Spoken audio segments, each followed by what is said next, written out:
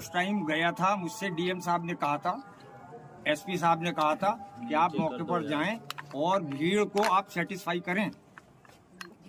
मैं गया था, तब मेरे सामने डीआईजी महोदय, एसपी और डीएम आपस में ये डिस्कशन कर रहे थे कि तुरंत गोली चलाने का ऑर्डर लिया जाए।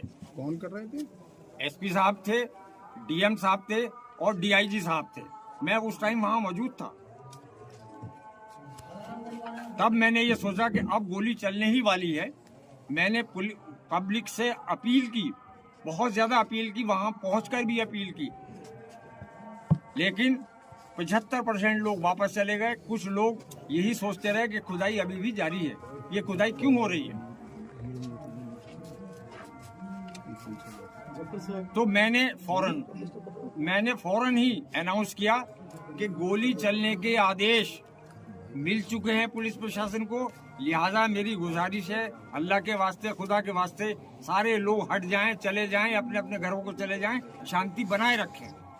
उसके बावजूद भी कुछ लोग वहां ये जानने के लिए रहे कि क्या वाकई में जामा मस्जिद की खुदाई हो रही, और किसी लिए नहीं, इसलिए। लेकिन खुदाई की अफवाह किसने फैलाई? जी, खुदाई की अफवाह किसने फैलाई? खुदाई की अफवाह इसलिए फैली कि वो पानी जब चारों तरफ चला तो पब्लिक में ये अफवाह हो गई, ये भ्रम हो गया, ये हो गया कि खुदाई चल रही है इसलिए ये पानी आ रहा, क्योंकि वो पानी आने का कोई टाइप था नहीं। अंदर से लगातार अनाउंसमेंट भी हो रही है और उसके बाद भी अफवाह फैल रही है, तो ये तो कहीं ना कहीं आप लोगों की कमियां रही ना?